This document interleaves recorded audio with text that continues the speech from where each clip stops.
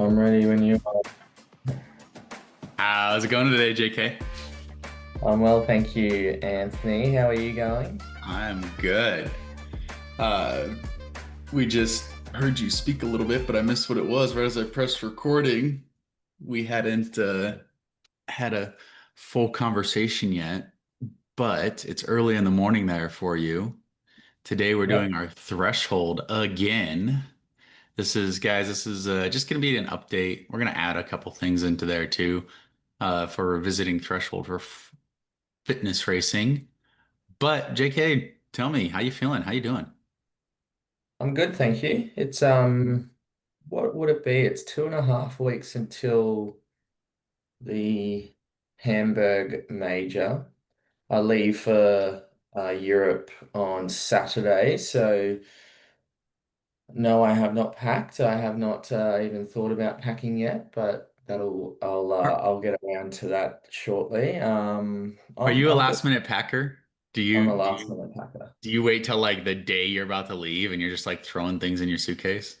Yeah, and I'll be honest, Georgie will probably be helping me slash making sure that I remember everything as well. So that'll be a tomorrow and Friday problem. So but I'm excited to get over there. I'm not excited for the flight itself. I think my flight just I think it's a 25-hour door-to-door flight. So it's a long way to London. But then I've got a week in London before going to Hamburg, which I'm excited for. So So I'm good. I don't know if we've ever talked about this on here before, but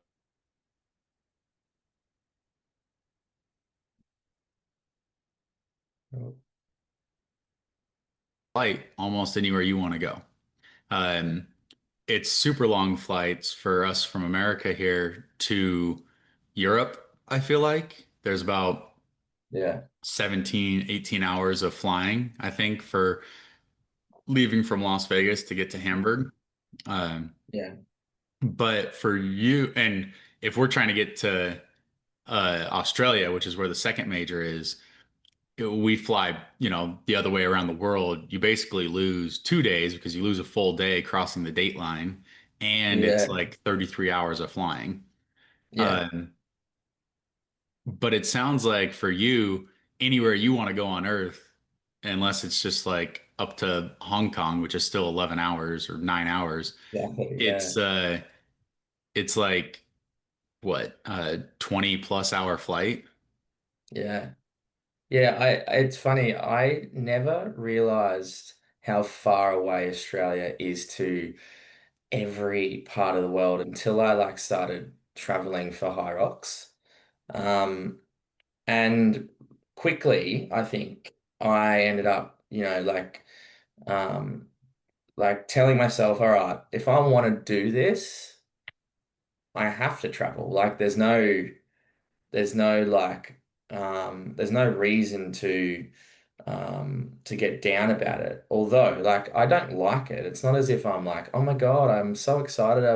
I'm on a plane for 24 hours. No, I hate it. Like, I genuinely hate it, but it's just one of those things that you just got to get it done. Well, let's talk about like your first season too, is you kind of were like all in. You and Georgie hadn't been dating that long, and you're like, let's go for 10 months and spend 10 months together in Europe. No better way to figure out if Yeah, you want to be with someone, right? absolutely. And That's exactly right. you Yeah. chase the sport around Europe for a while. So my point was about flights.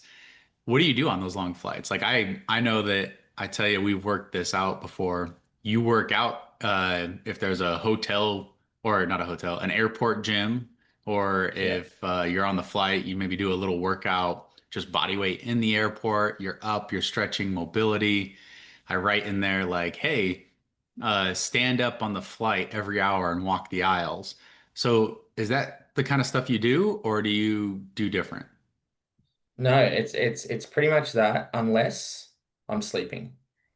The flight to me is like an opportunity. As much as it's not good sleep, I'll be the first to say it's an opportunity to try to get as much sleep as possible. But if I'm not sleeping, I'm trying to move. Yeah, and then as you just said, like with my with my layover, and then when I'm waiting to depart, I'm just trying to move as much as possible. Just doing air To then squats, obviously, step ups on a chair, push yeah. ups. Yep, that type of stuff.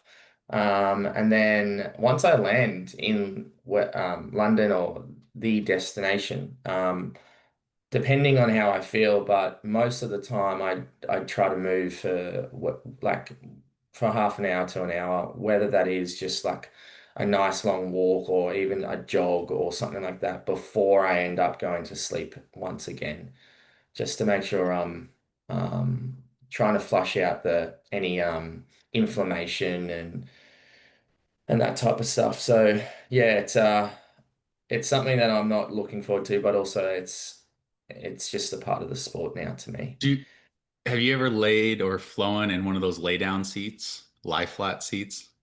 No, I have not ever flown in business class or lie down. I have had like a full row of seats before, which is just magical because you just can take up the whole row and lie down, which is awesome. And also I get a lot of swelling, like a lot of swelling. And the times where I've actually been able to lie horizontal, I actually don't swell as much, which is interesting. Like it's obviously to do with the what is it, the gravity of how you're actually sitting in that chair that my ankles just swell up a lot. So yeah, you've got to be careful of that as well. Yeah, my I got a full row to myself over the summer when I flew to London. It's just Yeah. magical to be able to lay down that whole time, right? Yeah, wow. Yeah, yeah. I think I got one on the way back as well. I was lucky, like both directions, hit the full empty row. Yeah. Um, oh, I don't know if I want to. Well, let's just share this story, and if I have to delete it, we will. On the flight back from London, I Mm. have a pretty weak stomach when it comes to if I see anybody else vomiting or if I see or smell Oh it or no. something.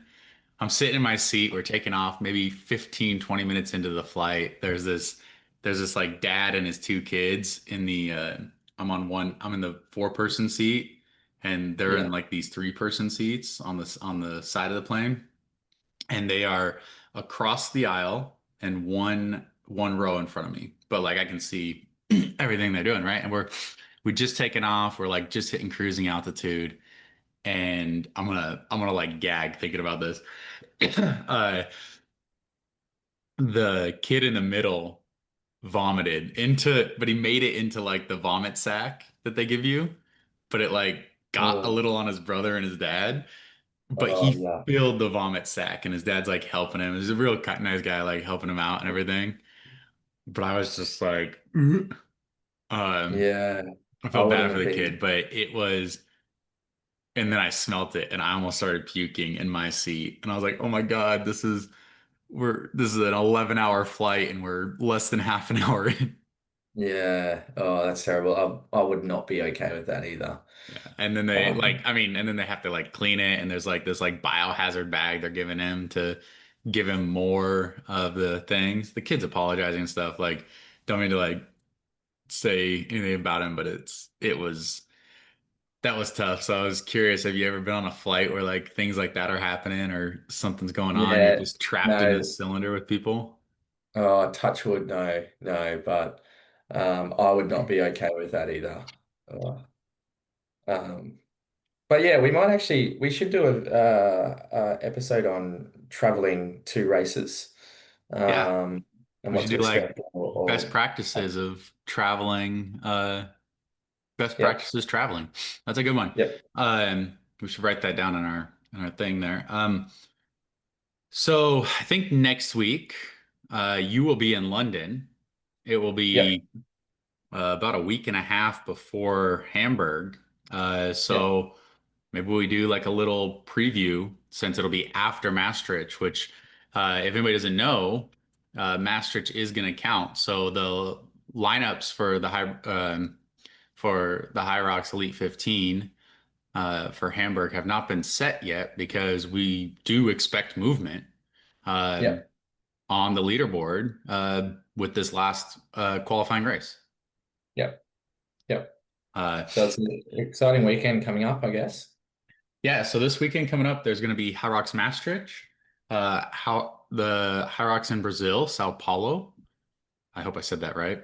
And there's Sweet. also a couple other events coming up, including the Hybrid Games in the I've heard of the Ukraine. games. Yeah. Yeah. Yeah. So it'll be interesting to visit that. But today, guys, we're going to talk about threshold for fitness racing. How do you do threshold? Everybody buzzwords, threshold, right? So, what is it? Where do you start at this?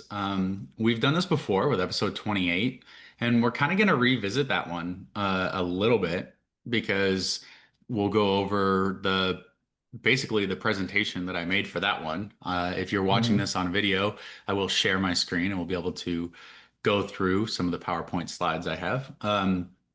But there's other things I want to bring into this. And the way I want to start is actually we got a couple questions on threshold, a little bit of background on it, and then uh, I want to talk about how do you measure your threshold? How do you what are the means? What's the future of it look like and all that kind of stuff? Okay.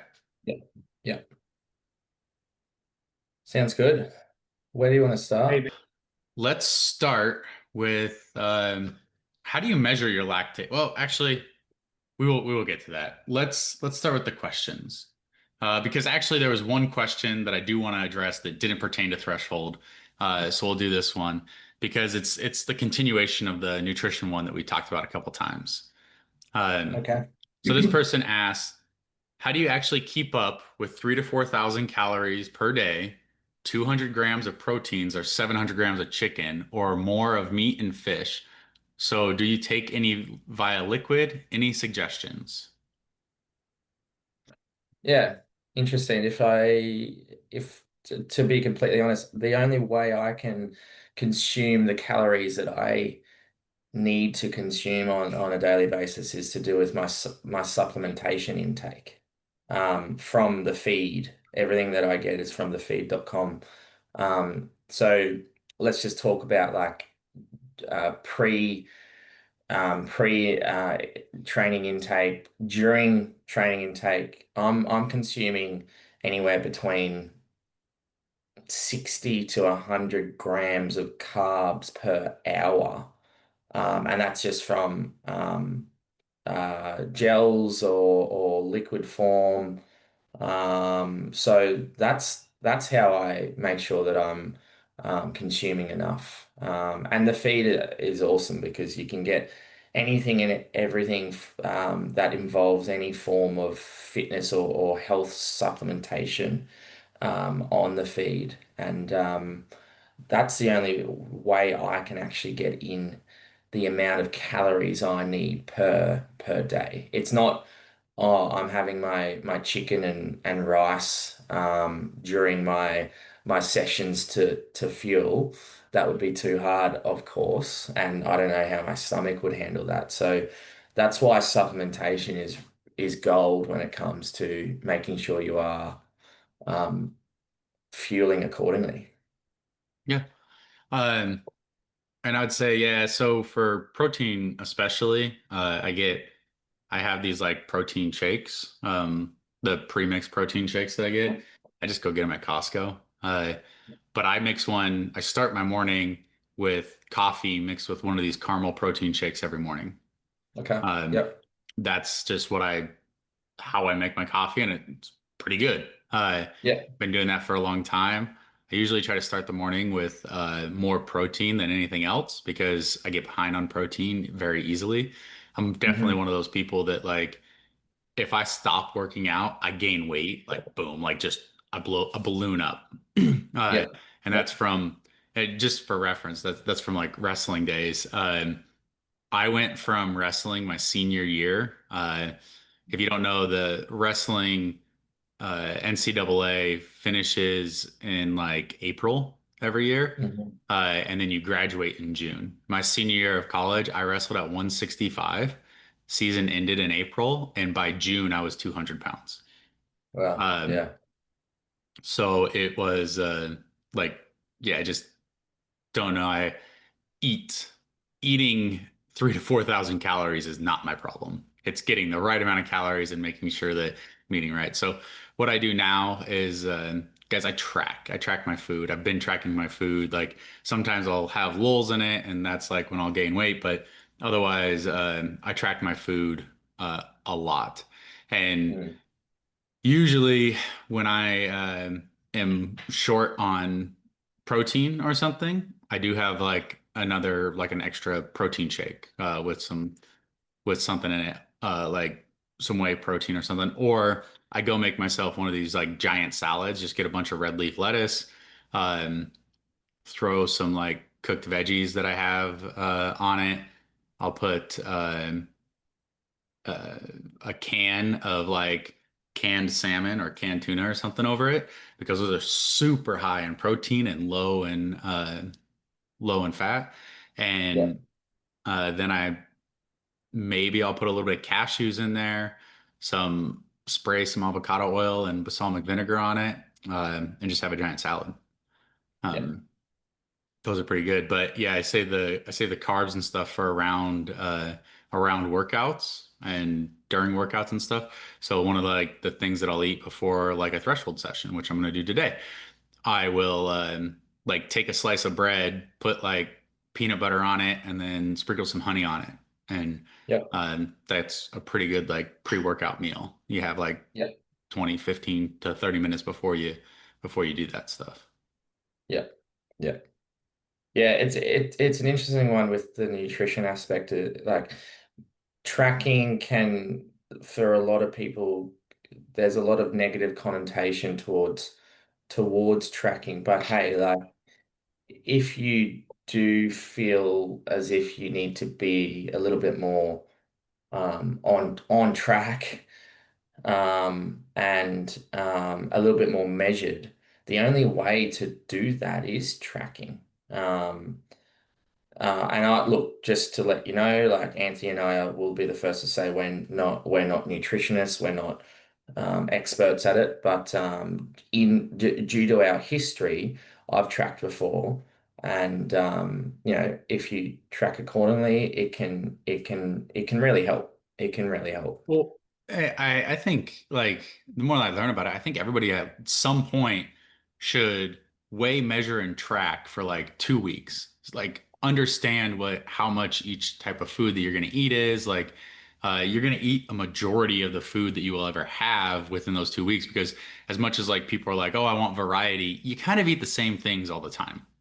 Yeah, Um, and so understanding what like a cup of cooked rice actually looks like in your bowls, or yeah, like what is 4 ounces of salmon, what is 4 ounces of ground turkey or ground beef or something, that kind of stuff is pretty important. So how much fiber and calories or stuff does a bunch of bell peppers and onions contain?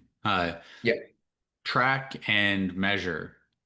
Weigh your food out. Be like bodybuilder weighing your food out for 2 weeks. Do it for 2 weeks, maybe a month, um, to actually understand how much you are taking in.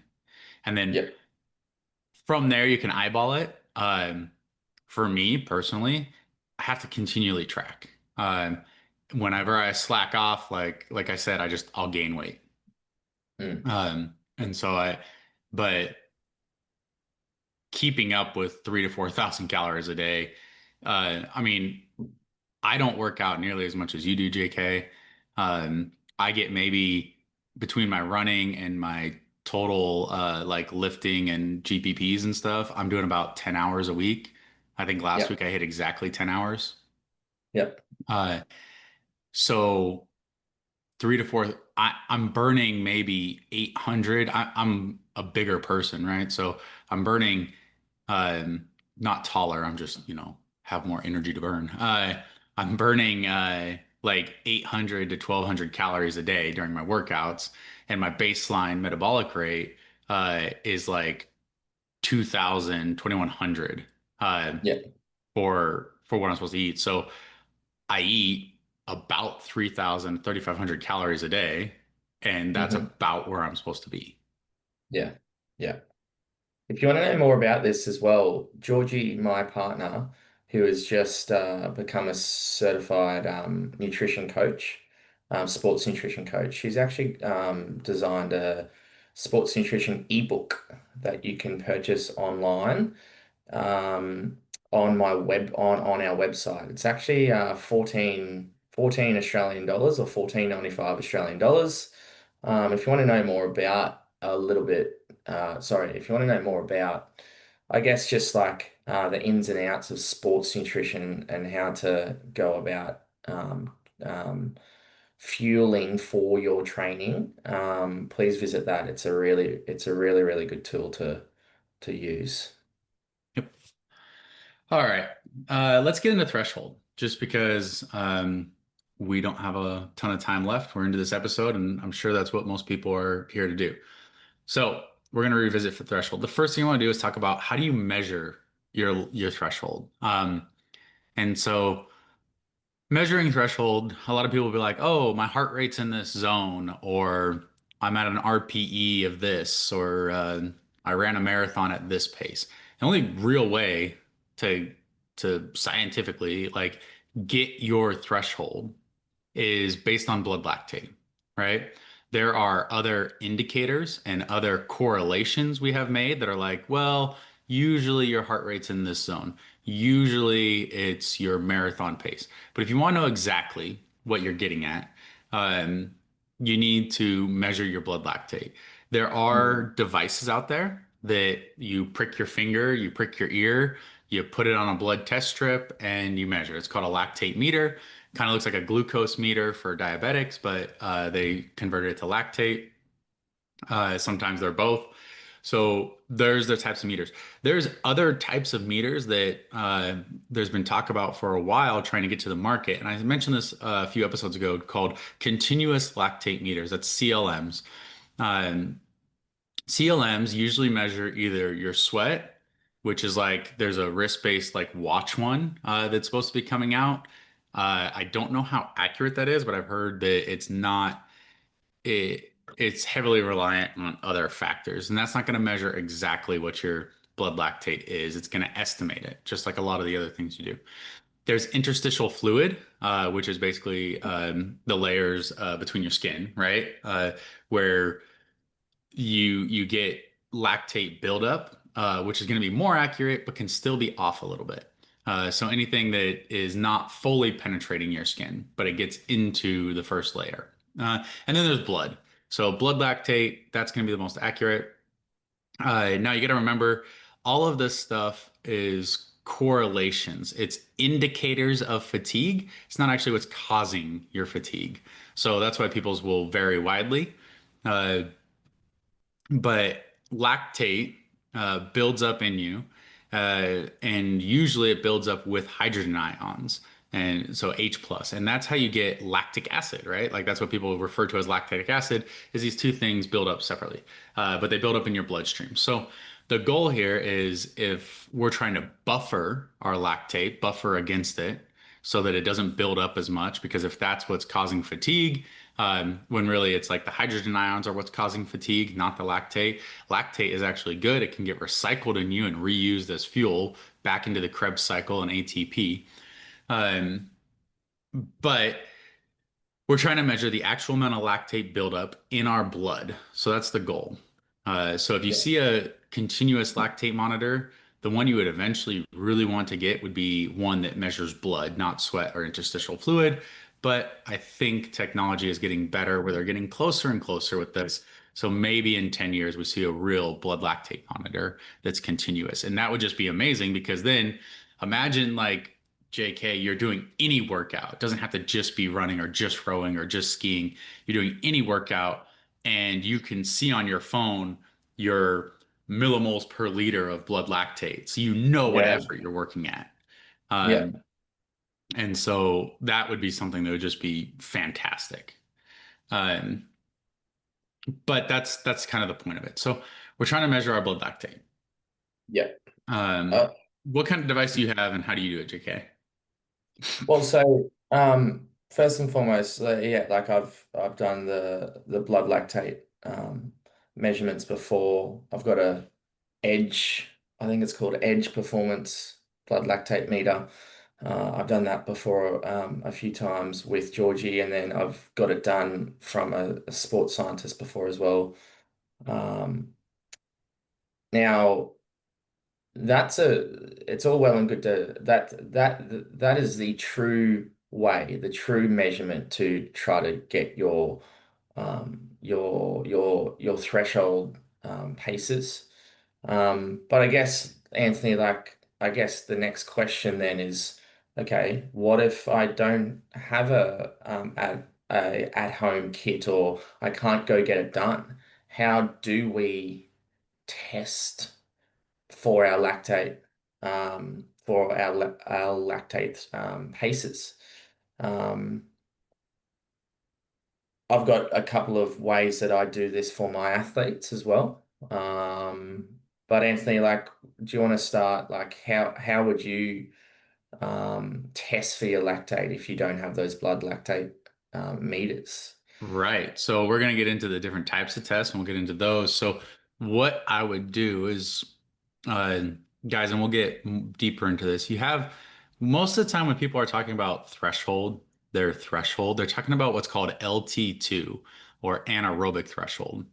Um, so when you measure that, you can kind of get a pretty good idea of what the pace you would run at for your LT2 if you were to do a race of 60 minutes as far as you can go. Yeah, All right.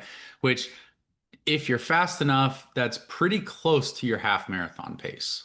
More about like 15K, 15 kilometer pace for most people.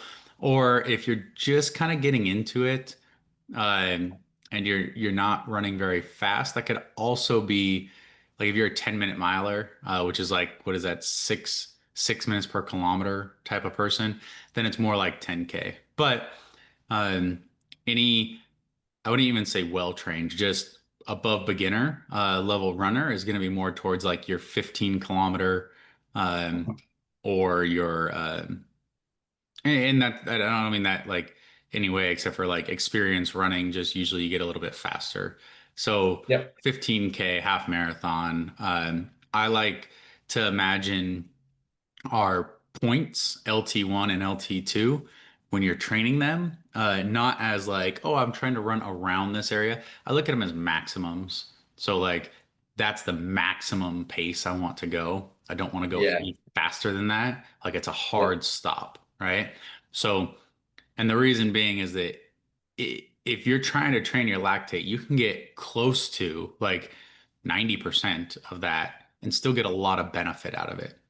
yep, Um, Whereas if you go over, and I mean over by like 2%, if you go over by 2%, you kind of cooked it.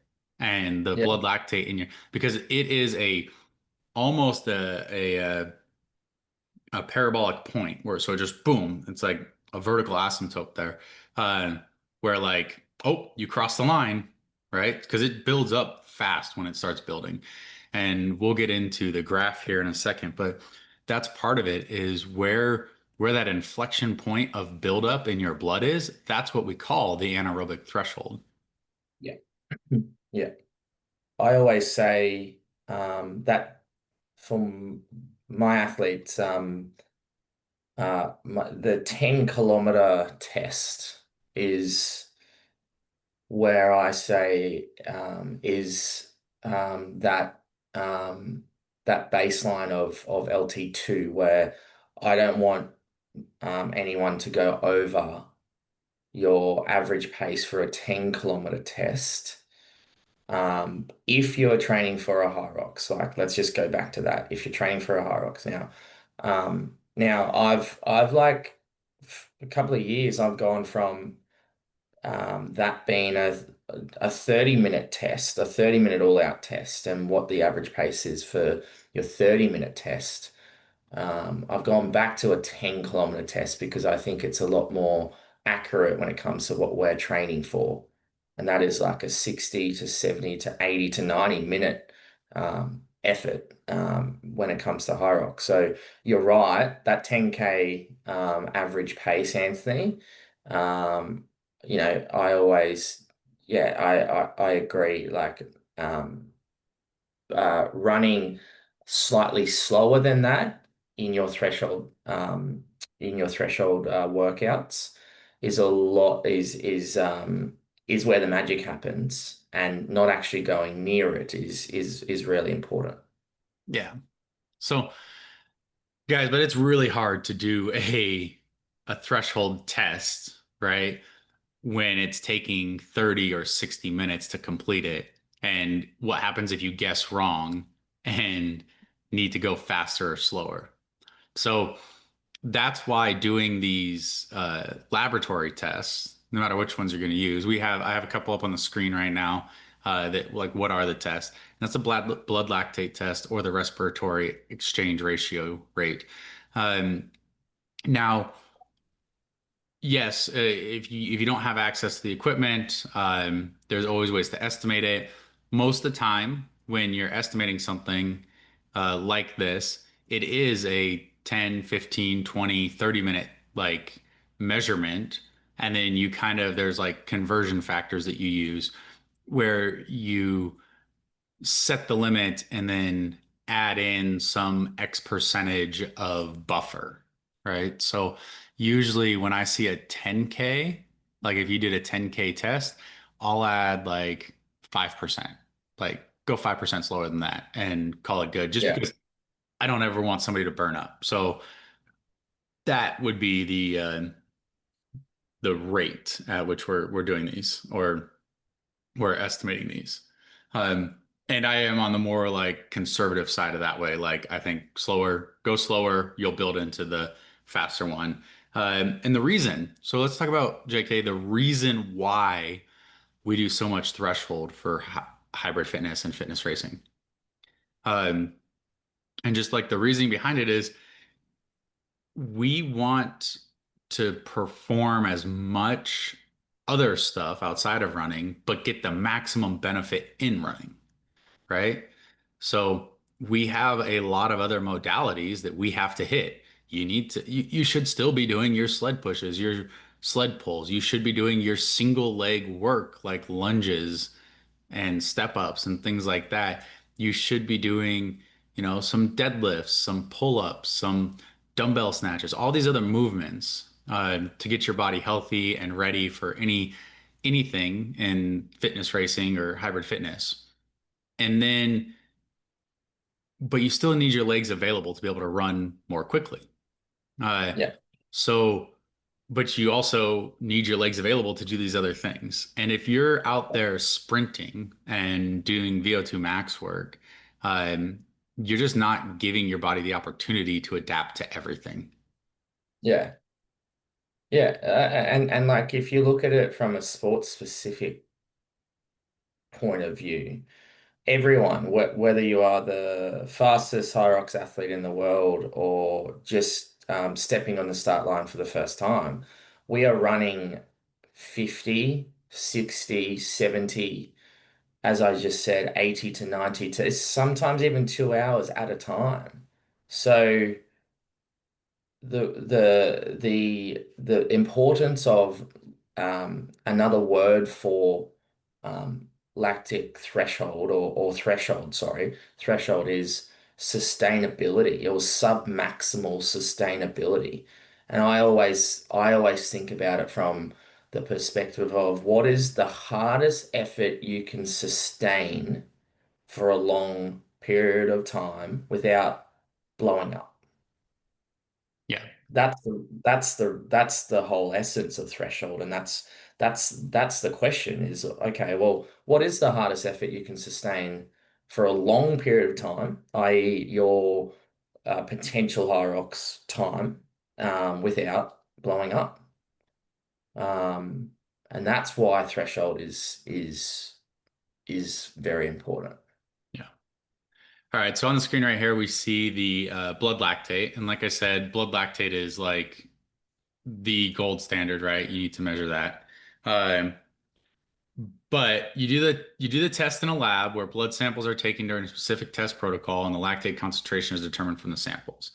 We should also talk about that there are sometimes baseline where somebody's like, oh, your LT1 is measured exactly at 2 or 2.5 millimoles per liter. Where you cross that line, that's your aerobic threshold, your LT1, your fat max. Like, oh, I got it coming up. So we'll see it all. But it's not exact for everyone. I can tell you my most recent test, I was below 2 millimoles per liter until all of a sudden I hit my like anaerobic threshold and it just went vertical. Uh, so it's not necessarily 2 to 2.5 for LT1, and most of the time people say 4 for LT2. People vary, you vary from person to person. That's why we graph it, because you're looking actually your anaerobic threshold to be the point of greatest slope increase. So not the greatest slope, but the greatest increase of the slope. So where it turns the most, that would be your inflection point. Um, all right, so blood lactate test. We already talked about this. You'll be running a cycling, usually on a treadmill, indoor trainer, erg, and then at constant intervals, you'll get an increase in we call this a ramp test. You'll ramp up. I like to do 5 minute intervals with 60 to 90 seconds rest for when we're drawing blood, and we usually Yeah, aim to do 5 to 8 intervals of that. Um, and we try to target LT2 as like the fourth or fifth interval.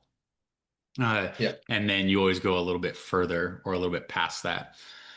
If you're looking for a visual on what this is, Lauren, my wife, Lauren Weeks, she did a video on her YouTube of this where we measure her lactate and we explain it a little bit. So you can go see there. yeah, The other way of measuring is also you can measure respiratory rate. So an RER, you do this basically just by um, inhaling CO or how much you inhale of oxygen versus how much you exhale. Um, I don't have experience with this one, but I believe this one is just based on kind of measuring your VO2 max in a similar way and taking percentage of your VO2 max. Um, Definitions and naming conventions, just want to go put these out here. Your aerobic threshold and or your ventilatory threshold one, and then your lactate threshold or anaerobic threshold is also ventilatory threshold 2, which is also kind of the same as the functional threshold. So if you hear somebody say they did an FTP on a bike, that would be the functional threshold power. And that's like the 20-minute bike test. There's also other terms that we'll go over, but let's just look at a threshold chart to show where it shows up. So this first inflection point, you see how I said this is an old chart of mine, but you see how you plot the points of the speed you're running at versus millimoles per liter of blood lactate that you accumulate. hmm Your so let's talk about aerobic threshold, ventilatory threshold 1, and lactate threshold 1, and fat max are usually all about the same point. So all those yeah, terms would reference the same thing. And then anaerobic threshold, lactate threshold, ventilatory threshold 2, functional threshold, LT2, onset of blood lactate accumulation, OBLA, and maximum lactate steady state. Those all refer to the other point, which is higher up and closer to that 4 millimoles per liter. yeah, Right. So this, when you hear somebody say a bunch of different words, these words all kind of mean the same thing, and then these words all kind of mean the same thing. yeah, So remember, it's just 2 points. And I'm going to maybe confuse you guys a little bit more. This first one, LT1, in terms of pace, imagine this more as your marathon pace. If you're about a 3 hour marathoner, LT1, or 3.5 hour marathoner, 4 hour marathoner, this would be like your marathon pace, right? Yep. LT2, which is your anaerobic threshold, lactate threshold, all this stuff is going to be that 15-kilometer pace or that 1 hour pace. So that's the difference of what people are talking about. I think that's really important for people to understand. Um, so the key takeaways, oh, see, I already wrote that here. The aerobic threshold is about your 3 hour race intensity on a single modality. So running, rowing, skiing, cycling, those. It's about 3 hour intensity. Your anaerobic threshold, that's roughly your 1 hour intensity. Yeah. Uh, Another thing I want to add kind of to this is I want to talk about the structure. So the base structure of how you run threshold. Because like, what do? Do you just run it every day? Do you run it Mm. twice a day? You run it 6 times a week? But I'm going to talk about this. So I've adapted. I did this about 3 years ago, actually longer than that. Um, and this is the base for basically almost all the programming. We've been running this over and over and over again for years now. Um, I'm going to talk about the base structure of what our threshold looks like. And JK, you can tell me if this is what yours looks like too, or how it is. You know what this is because I've had you on this base structure for a year and a half, more than a year and a half now. Uh, So the base structure, guys, starts out with you have easy. We'll just go day by day. We'll say within the week, you're going to have 3 essential quality days. If you're just starting out, I recommend only doing two, Yeah. um, but a double threshold. So if the only thing in your sport that you're doing or training for is running, um, this would be only running. You would do one day, the first day of the week, your first quality day. Let's just call it Tuesday. Um, Say on Tuesday, or let's say you start the week with it. So Monday. So on Monday, you do your first quality session. That's in the morning. You would do, depending on your level, somewhere between 20 to 35 minutes of total threshold work. Um, Most people around the world would probably use a 4-to-1. I've been super specific for the last 3 years and do 5-to-1. So it's 12 seconds per minute is what you rest at. Uh, so when you hear somebody say something like, um, 1 minute rest after a 5 minute interval, or 48 seconds rest after a 4 minute interval, or a minute 24 rest after a 7 minute interval. Um, that's not as common, but that's what I've been using. Um, as far as the base of it, most people that I've heard in the running world will do 4-to-1. So they'll do 15 seconds of rest for every minute, which means like 4 minutes on, 1 minute rest, or they'll do 5 minutes on, 75 seconds rest. But the way I've done it, like I said, is 5-to-1. So Is there a reason why you chose 5-to-1, Anthony? Or um, I I think just starting out, we didn't we like the 5 minutes on, 1 minute off, and that's kind of where everybody starts, right? And yeah, that's what we test with. We test with 5 minute intervals with 60 seconds rest, usually to yeah, take the blood lactate. So I don't see any reason to change that ratio when yeah, we're actually exactly. running it. Yeah, I agree. So, Yeah, um, but I know that most of the running world does 4-to-1, and we've yeah, just been doing 5-to-1. yeah, Um, so yeah. that's the first thing, and that's so you do like 20 to 30 minutes usually in the morning, session number one of your call it Monday, at your LT1 pace. So this is your aerobic threshold pace. So this is, like I said, guys, if you are doing nothing but running and you are, this is the just the base program that I original that not me, but like that if you look up the Norwegian method, this is what theirs would be. Like, okay, you're gonna run 20 to 30 minutes broken up into work rest. However, usually anywhere from 2 minute to 10-minute intervals to get into that 20 to 30 minutes at a 4 to 1 work to rest ratio. But like I said, when we do it, we do 5 to 1. And then in the afternoon, these guys that are only running would do another threshold that's about 20 to 25 minutes, so a little bit shorter of total time. And they would do it at their LT2. So you do Hmm. LT1 in the morning, LT2 at night. And those two combinations get you like 40 plus minutes, like 50, maybe even 60 minutes within a single day of threshold work, right? So really good work. Um, and then that is your first quality day. Then you would do an easy day. Some people would do 2 easy days. And then your second quality day would be the exact same thing. So the same, like maybe a different interval type, but it would be the same LT1 in the morning, LT2 at night, and then that's the same day over there. And then another day or two of rest. And then you would have your third quality day if you're doing 3 quality days. If you're not doing 3 quality days, this is the one you would cut.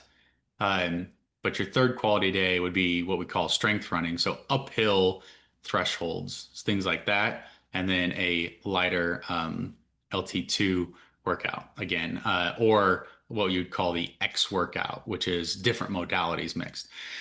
So that's the base like Norwegian threshold week. And I'm going to tell you what I did 3 years ago. Was we changed that for hybrid fitness. And actually, I think it might have actually been more than 3 years ago now. But we changed that for hybrid fitness. And instead of doing 2 running sessions each of those days, to make it more applicable to us, I do the running, I left the aerobic threshold, the LT1 runs in the mornings on those quality days. But in the evenings, I wanted machines. I want you to hit ski or row at what would be your 10K ski or row pace because different modalities you're going to hit a your LT2 at different points. And for the ski and row, because of the different muscular groups, I found through testing that most of the time it correlates with your 10K row or ski pace. Uh, you could also do this if you know your FTP on your bike. You could do a bike instead in the evenings. Um, Yeah. but usually your longer intervals are the morning ones, your shorter intervals are the evening ones. Um, and you're hitting still like within a day, JK, if you do 30 minutes in the morning of total threshold running and then 15 to 20 minutes on the machine in the evening, you're getting 45 to 50 minutes of really good threshold work on 2 different modalities. So you're training Yeah. your body in the energy systems and the pathways, the metabolic pathways that you are trying to hit, and you're doing it in sport specific movements. Yeah. Um, so JK, has there been a week in the last year and a half where you haven't done your threshold workouts like that? And this is how I do them, like just like that. And then I do the strength runs on the third quality day, and then usually the X workout is a more like high rocks. That's like the only, not the only, but it's like the main high rock specific workout that we do within a week, and it's a little bit higher intensity than most of the Yeah. GPPs, which are just easy like gray zone or zone twos type movement. Hmm. No, like even I'm thinking about even the week after Worlds this year. I think I went back on the Thursday for my thresholds once again. So They're addictive. hey, They're addictive. oh, that really is, and you can feel the benefits, and also due to the fact that it's sub-maximal, it's not VO2 work. You can, if you have trained and you've built up your tolerance, you can train like this all year round. You really can. And the big if is if you have built up tolerance. And that's why, Anthony even just said like you can start off with just one threshold session per day, 3 days a week, or and then build up to double thresholds from there. Yeah, and I really like the combination of running in the morning and machines at night. But guys, if you're like, my machines are bad and I don't get into the feeling or the zone I want to, there's no reason why you can't do the machines in the morning and try to run at your LT2 at night. Yeah, So you could switch which one you're doing it on. Um, but this is the foundation, the background, the aerobic building, and like the speed stuff. Doesn't include the speed stuff. That's what we've mixed in with strides. But this is the basis of just about every program I run. Uh, yeah, and JK, I think for you too, it's the basis. It's the backbone. It's yeah, what when you are planning a cycle, when you're planning a mesocycle, macrocycle, when you're planning anything, this is the first thing you start with. yeah. Exactly. Yeah, yeah. And Um, then and then the easy work in between. yep. And then once you have your quality in there, you plan the easy work around it. You plan the easy warm up and warm downs around the quality work until Yeah, you accomplish reaching whatever ratio you want to reach. And yeah, I don't know about you, JK, but when I'm planning, it is my aerobic base. This double threshold is the first thing I plan. Once I'm done filling this out, the next thing I go to is strength. So I am yeah, always aerobic, then strength. yeah, Um, And that's just, those are the first two things that are when I'm writing something out for multiple weeks, these are what I need the structure for most. yeah. Aerobic strength, and then my the GPPs or workouts like high rock style workouts are the last thing that I Yeah, those actually are, so yeah, um, my order would be basically GPP or not, sorry. It's the monostructural, the base foundation, monostructural, and some of the gross conditioning, followed by the strengths. The next thing that I put in there is I do the gross conditioning. Where do you need your easy volume or your short sprints or things like that? Those get tacked in, making sure to follow like the pathway of once my strength is in there. And I really, really like the 3 day or what you call a 9 day strength cycle where it goes like press, push, squat, press, push, squat, or pull, push, squat, Uh, and I like cycling those through. So then after that, based on where those line up, that's where I tack in all my gross conditionings. And then the next thing I would do would be my skill work and my core work. I kind of do those together. So that's applied strength and accessory or extra credits. Going through and adding those in. And then the very last thing I do is, okay, let's do our GPP. Like yeah, we've put everything in our planning sessions into a silo. We're building one thing at a time. We're making sure that they don't clash with each other. And it's okay if they do. If you mm, clash, you just have to make sure that you can either adjust and move or just be like, oh, I'm gonna not have the applied strength because I can address it in the GPP, or I'm not gonna have this core work because I can address it in the GPP. And that's how like yeah, JK, I'm sure you've seen when I program for you, I'll put off like for an applied. I just put off, but it's really just, well, that is still in there. It's just not yeah, in that but label. yeah, yeah, correct. Yeah, Um, and so that's how like you can mix and match, and that's how you can blend things as well. yeah, So That's the planning. So let's get back to threshold, and let's talk about the what's up on the screen right now. So it's the energy systems used. So how does threshold work? All right. Uh, the energy systems used during exercise are like ATP. The systems produce energy that make our muscles contract. This is what moves us forward when swimming, biking, or running, or anything else. Uh, the muscle cells use ATP for fuel. So all energy systems need to produce ATP as an end product. The amount of ATP stored in the muscles is enough for just a few seconds worth of work. For anything longer than that, we need to use one of three main energy systems, which is what we're going to get into next. Those three main energy systems are the ATP-PC system, the glycolysis, and aerobic oxidation. So ATP, it uses creatine phosphate to produce additional ATP. ATP, guys, like I said, this guy is adenosine triphosphate. It's an anaerobic system. It does not need oxygen to turn creatine phosphate into ATP. And it's the dominant thing for systems like the 100-meter dash. It's your 10 seconds.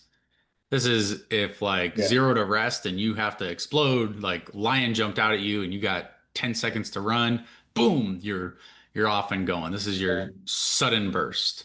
Um, it can contribute, which means that under 10 seconds, it's the primary, but it can contribute as long as 30 to 45 seconds, right? Before it's like depleted, and then you got to move on to the next system.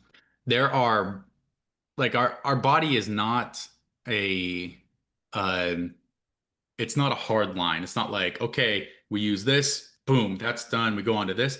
It's a it's a spectrum. It's a like gradual change, you know? Yep. Um, and so that gradual change just means, oh, ATP PC system is the highest to begin with, and then it starts to drop off. But as it drops off, glycosis comes up, and this drops off until it's finally at zero, and then glycosis is the highest. So let's get into glycosis. Um, God, I had trouble saying this word like last week or two Like, weeks ago, right? well, glycosis. Yeah. Yeah. Uh, so this system is where you're breaking down your glucose, and it breaks it down into ATP through an intermediate product called pyruvate. Um, Pyruvate can be used to generate energy anaerobically, or it can be used by the mitochondria in the cells to create energy aerobically. So difference here, anaerobic without oxygen, aerobic with oxygen. That's just the difference. Uh, in glycosis, pyruvate is used anaerobically, so without oxygen to create energy. So within this process, lactate and lactic acid and hydrogen ions are produced. ATP is formed. The hydrogen ions are byproducts that will start to lower your blood pH. That means become more acidic if it's not cleared out. It's called acidosis, and you like blood poisoning becomes acidosis, right? This is the reason you start to feel the burn when the hydrogen ions build up, and it's also where you start to decline in your performance. Uh, the glycolysis energy system is dominant between 30 seconds to 2 minutes. So we just talked about using ATP. ATP spikes about 10 seconds, and then it contributes less and less, while glycosis contributes more and more and more until you get to about 30 seconds or 45 seconds, and then your ATP is depleted. Glycosis is the main contributor in your energy systems, and that can continue for like up to 2 minutes, maybe a little bit longer depending on your ability. But not saying that glycosis after 2 minutes doesn't contribute. It will, just that it's not the main contributor after that point. Yeah. Uh, it can contribute significantly up to 10 minutes. So glycosis and ATP PC, if you're a CrossFitter, these are the primary systems that you want to train. This is your power, right? So up to 10 minutes. But there will always be some contribution from glycosis in high rocks because it's going to be there for a while. All right, and the last one is your aerobic oxidation. Uh, Aerobic oxidation is uh, the system uses oxygen to convert pyruvate. How we just talked about pyruvate converts to ATP anaerobically in glycosis, and aerobic oxidation, it contributes aerobically in the mitochondria. So, um, so rather than pyruvate being converted to lactate. Uh, so comparing these energy systems, one glucose molecule can produce two ATP molecules in glycosis without anaerobically, right? So glucose, when you get uh, a glucose molecule, because glucose is going to be our energy system, when it goes through glycosis, it can, without oxygen, the one we just talked about, it contributes 2 ATP for every glucose molecule. Hey, cool. Like one becomes two. When you use oxygen and it's aerobic, one glucose molecule can produce 32 ATP molecules, 16 times more by through this system. It requires enough oxygen. So that's why, like, when we breathe, we increase our respiration rate because we're trying to get more oxygen to help break apart these glucose molecules into ATP. Um, so, but that's what you need to convert pyruvate aerobically in the mitochondria, right? So you need enough oxygen. If you don't get enough oxygen, if you're not breathing in enough, if you're shallow breathing, or if you're like not breathing in as much as you can, or you're not getting enough oxygen when you breathe in, pyruvate will go into the anaerobic energy system. So there's a lot of limiters here, like how efficient are you at getting your oxygen to your blood? How much more capillaries you have? We talk about our aerobic system. The reason we do easy work is because we want to innervate our capillaries into as many pieces of our muscle and blood as we can, right? The more blood you can get around your system um, through these capillaries, the less distance it has to travel once it gets beat out of your heart, right? You want to get as much as you can, and that's also why, like, the more blood you have, the better this goes because there's more blood to Yeah. cycle through. So that's why, like, when you talk about what do people do when they're blood doping, they're adding blood into their body so that they have more blood to deliver oxygen to go through this aerobic oxidation. Yeah. Uh, Yeah. so aerobic oxidation is slower than glycosis, but it's the dominant energy system for anything lasting longer than 5 minutes. Yeah. Right? So just like ATP went up and then glycosis went up, as ATP fell, well, when glucosis starts to fall, aerobic oxidation goes up, glycosis starts to fall, but glycosis never goes to zero, right? It's Mm. long term. You're always gonna have some anaerobic contribution Mm. through that energy system. Uh, like I said, there's always more than one energy system being used at the same time. It's just the proportion of the contribution that's different energy systems based on the relative exercise intensity and duration. So, for example, if you're going steady, steady, steady, steady, and you want to put on a burst, say you want to do like a pass, or you want to make a move, you want to put on a burst, say like we get to a station or something, and you're like, I want to sprint a little harder on this rower, or JK for you, I'm going to go a little bit faster in my burpees. Your glycosis starts to contribute more. That's your Yeah. burst, right? So knowing when to reserve that and being able to reserve that is super important. But remember, it takes less glucose to contribute through aerobic oxidation. So that's why, like, topping off our glycogen stores, like we talked about in tapering, why it's so important to top off your glycogen stores in your taper, because glucose is going to be your main driver, and Mm. having it already in your muscles is going to be one of the most important factors in being able to push through. Yeah. Um, just for an example, if you're in control of your pace on a run and just moving along on a run, your aerobic system does the majority of the work, although there is a small contribution from the anaerobic energy system that's glycosis. Then all of a sudden you get to the sleds and somebody decides to make an attack or somebody decides to make an attack on a run, you try to stick with it, suddenly you are running at a harder intensity. Now your anaerobic energy system or glycosis becomes a larger contributor of energy. For a while producing your peak powers, transitioning into the attack, you may even have a large contribution of the ATP PC system, and that's why fueling during the race is important. So go get your stuff at the feed. Sorry, Yes. just uh, basically, guys, you want to have those glycogen stores. You want to have them in there. You want to be able to access glycosis. Uh, but aerobic oxidation is your baseline. That is what is contributing the most during Hyrox, DecaFit, most of these fitness racing events. Your bursts, your speed, the separators, though, are when you can access your glycosis system during that. So you want to make your aerobic oxidation the highest sustainable pace you possibly can, aka threshold, and then your glycosis is like, oh, I want to put a burst. Oh, I want to put a burst. I want to put a burst. Like when you need those little bumps without hindering it. Yeah. Yeah. All right. Uh, so we already talked about where your aerobic and anaerobic thresholds are. But if you measure your threshold using blood lactate, you'll get a chart. That's what I showed earlier, your chart that plots your blood lactate concentration against the intensity of power or speed. So let's say you're running on a treadmill.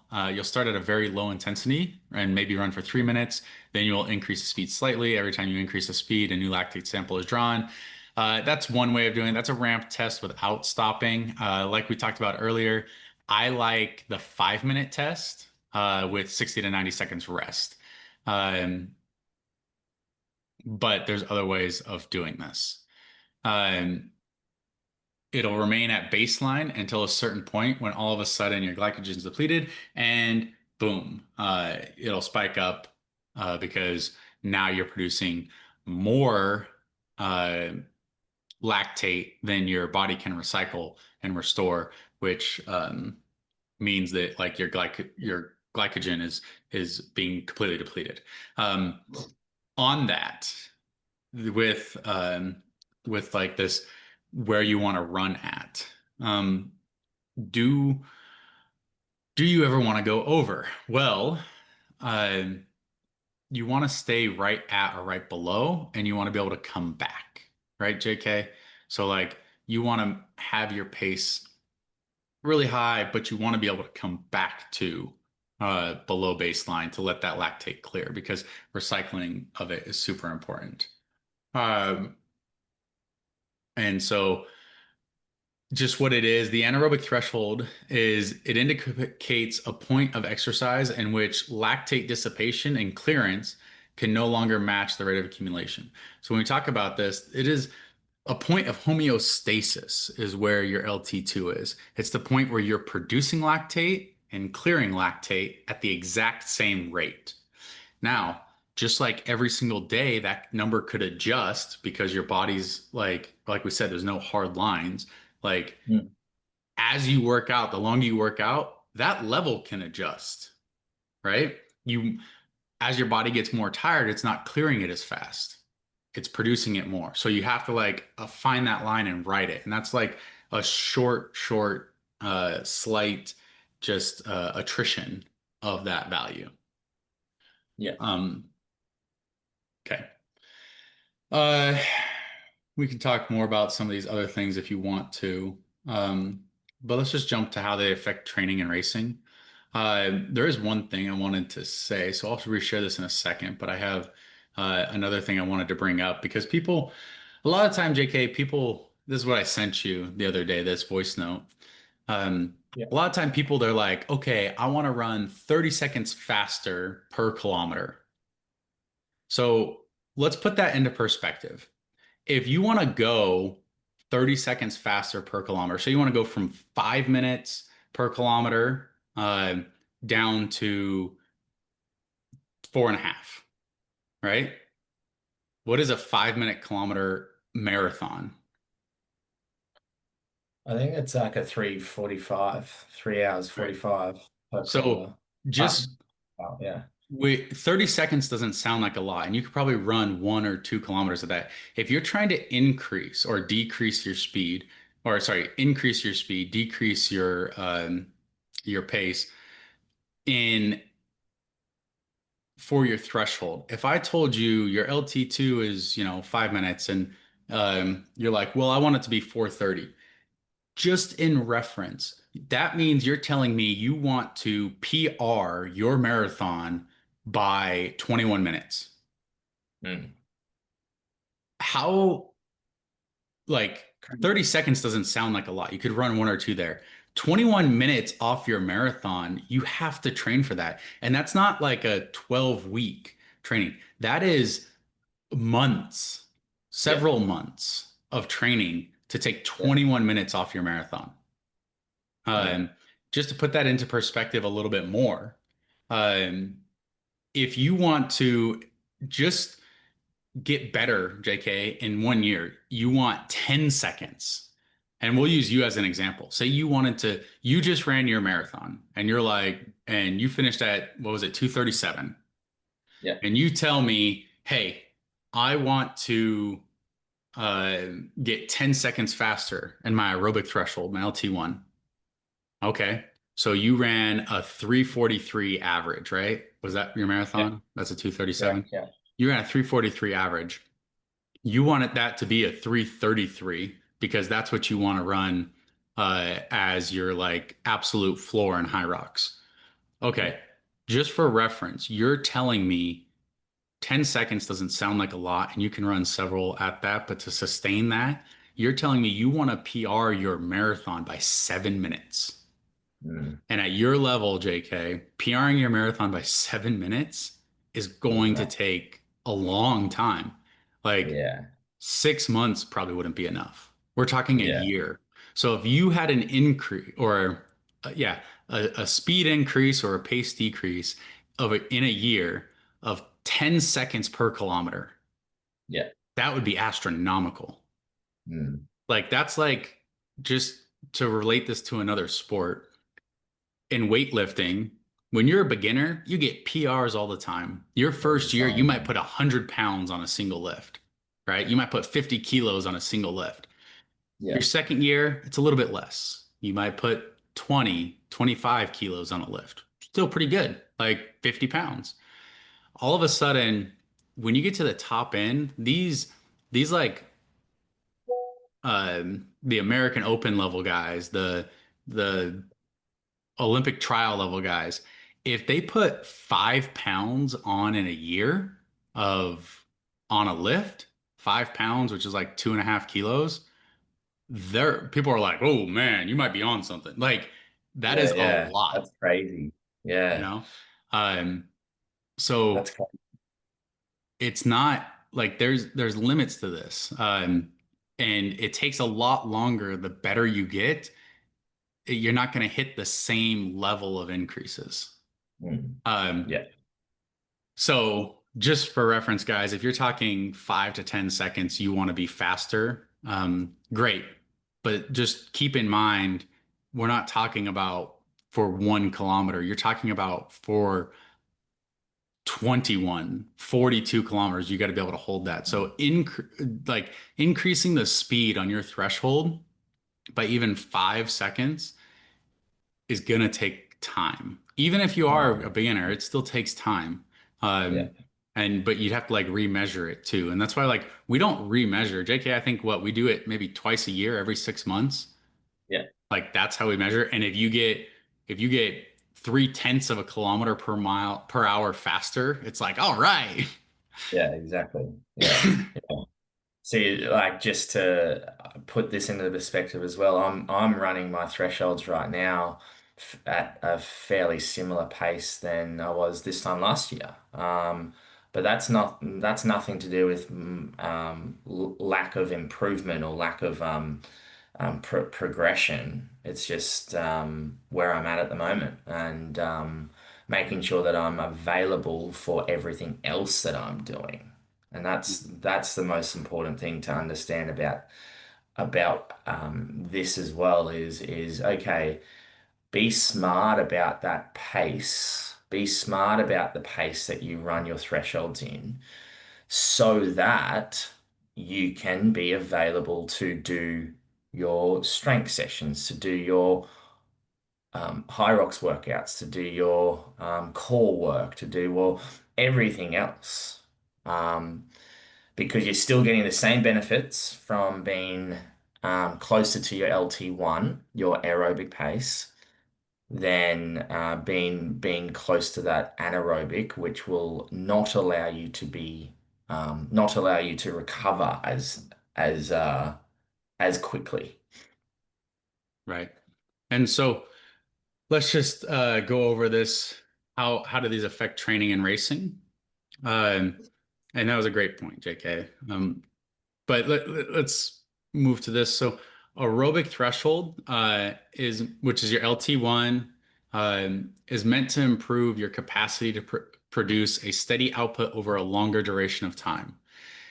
I prefer if you're running, especially if you're a beginner, but especially if you're running the the structure that I've laid out that we made is if you're doing this, you run your LT1 uh, during a majority of your threshold training. Everybody wants to run LT2. You burn up there. LT1, I find more important. Um, and you train, and so when you train around it, it improves your capacity to produce a steady output over a longer duration of time. Yeah. It's an intensity that you can use in the marathon if you're relatively well trained, for example. If you're a well trained triathlete, you might even be able to do it in an Ironman or Ultra or produce close to it, probably just below it. It's very important in long distance racing. As a rule of thumb, age group, most age group racers and high rocks or other hybrid fitness races, you don't want to go above your aerobic threshold because you'll quickly start to use up your glycogen stores. It could be better utilized in the station work. Yeah. So it's better to monitor and not try to like rush that LT2 pace. When you create ATP aerobically, you get 32 ATP molecules. That's what we said, right? But when this switches to anaerobic production, so if you work just over it, even a little bit, you're only getting 2 ATP. And like we said, ATP is what produces the contractions, right? So we have to produce ATP per glucose molecule. That's 16 times the difference. Since your glycogen stores, which can be turned into glucose, are limited, you might become glycogen depleted if you get too much of your energy from the anaerobic energy system. And that's like hitting the wall, falling off too early because your glycogen stores are gone, and now you're just relying on whatever's baseline. If you stay Yeah. around the aerobic threshold, you'll also use your maximum amount of fat as fuel. That's what we talked about, our fat oxidation, right? We want to use our fat max. It's something that'll spare you from depleting your glycogen stores too early. Yeah. If your Hyrox time is over 80 minutes, if you're an older athlete, what you want to do is maximize your speed and power output at your aerobic threshold. Okay. Yeah. Um, Now, let's go on. You can do that in two ways. Option one is to push the aerobic threshold with high volume of work at or slightly below LT1. I find this to be more sustainable, safer, and it's what I use because I have you go just below that or right at that. And JK, that's kind of what we were talking about is like you said right now that you're training below or at the same place you were last year or slightly around it. Um, Yeah. you're doing that.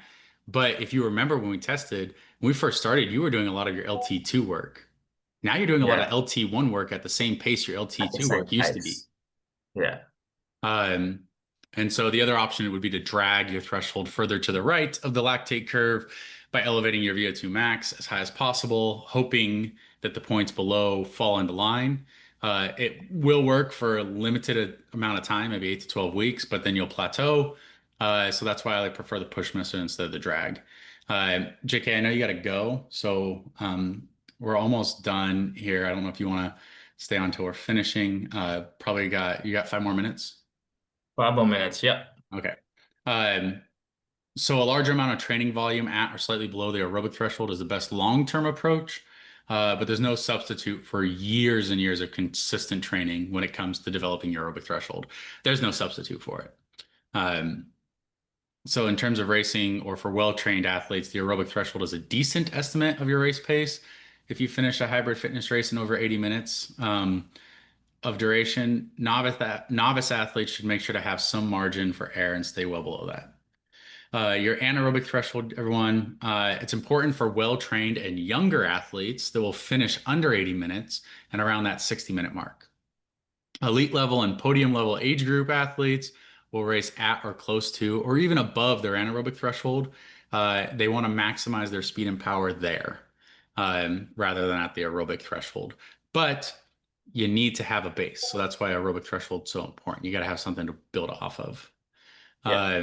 Knowing your aerobic threshold is very useful in training, sets it up as the upper cap on the intensity level at which you can accumulate a significant amount of work. If you go beyond the aerobic threshold, you won't be able to accumulate a lot of work at any higher intensities. It's extremely important for hybrid fitness racing because there's so many other modalities to work on besides running in machines. Although we do this primarily, and this is our number one driver because 70% of the race is running in machines. In training, what you want to do is maximize work accumulation around the physiological intensity zone that you want to develop. If you can accumulate a lot of work at a specific intensity, it has great effects on the training adaptations you get. And that's what's important for all athletes, is that when your aerobic threshold converges towards your anaerobic threshold, the only way to improve further your anaerobic threshold so that you'll still have room to raise your aerobic threshold, right? So we push one, push the other, push one, push the other. And it's just like a constant game of tag. You have anything to add to that? No, Anthony, I think or we've covered it quite well. Quite well. I guess, you know, if it wasn't for the double threshold structure that I've been on with you for the last 18 months, I would not be at the fitness level that I'm at. And consequently, I've made sure that I've implemented like very similar aspects to my coaching as well. And it's tough because it does depend on if you're listening to this, it does depend on where you're starting at as well. If you are wanting to get into some more threshold work, you do have to make sure that you're looking after yourself and understanding that you can't just go into double threshold training 3 days a week, right from the get-go. The most important is to make sure that you can recover from the work that you've put in. But yeah, it is the one of the most important. I always say the most important, but there's so much aspects to what we do as hybrid athletes that are important, but it is one of the most important structures of training to utilize if you want to improve your overall baseline when it comes to running. Yeah, Um, that's so yeah. and I like how you just said running there. You can do threshold work in a ton of different modalities. And I think it's really important to get those movement patterns in that because you're training the running muscles to cycle lactate and to go through all this. But what about when you're moving in a different movement pattern? And what about when you're rowing and skiing? You also need to train your body memory there through those movement patterns and how it would Yeah. cycle there. And that's important for like if you're trying to maintain at this same pace, pushing and pulling the sled, doing burpees, you could do threshold burpees. JK, Mm. we have done threshold burpees where you have to Yep. maintain certain paces. And guys, the last thing I want to add here is I prefer to completely stop for the rest rather than float rest. Mm. This is just my own anecdotal things, but when you stop for resting, uh, it actually accumulates more lactate in your body. Uh, because otherwise, if you're float resting or something, then you're teaching your body that it's going to continually recycle and clear. If you stop rest, your body will slow down or stop that clearance, and the lactate will still be building up to a certain point, and then you start running again, and now your body has to flush out that lactate that it accumulated higher, right? Yeah. So that's why I like to do stop rest instead of float rest. Yeah. Agreed. Yeah. Yeah. All right. I'm sure we'll get questions after this episode. We got questions before this episode. I'm glad we got to not redo, but like revisit and update our threshold episode. Um, it is one of our top 3 most listened to episodes. So you can listen to that one and then you can come listen to this one. That would be episode 28. And this is episode 68 to see what the difference is and see what we updated. Or just reach out if you have any questions. We'd be super happy to answer. If we didn't address something that you're curious about, or if you're more specific. JK, if they did want to reach out, how do they get a hold of you? Yeah, just on Instagram probably is the best way. jk.james.kelly on Instagram. Would love to hear from you. Awesome. You guys can reach me at the Hybrid Engine, or you can email us, or anything else. But JK, you have anything else you want to add, or we want to sign off? You have just over, by the time this comes out, you're gonna have about 2 weeks to Hamburg. 2 weeks, yeah. And then we'll be recording next week when I'll be in London. London. Woo! London, baby! Yeah. So it'll be a little bit easier time frames rather than Australia and America. You won't have to wake up at the crack of dawn to talk to me right away. Exactly. All right. All right, Cool. Thank you, guys. everyone. Have a great day. Talk soon. Thank you for listening to the Hybrid Coaching Podcast. If you'd like to reach out and get in contact with us, you can email the Hybrid Coaching Podcast at gmail.com, or you can find us on Instagram, either at the Hybrid Engine or at jk.jameskelly. Thank you for listening. Have a great day.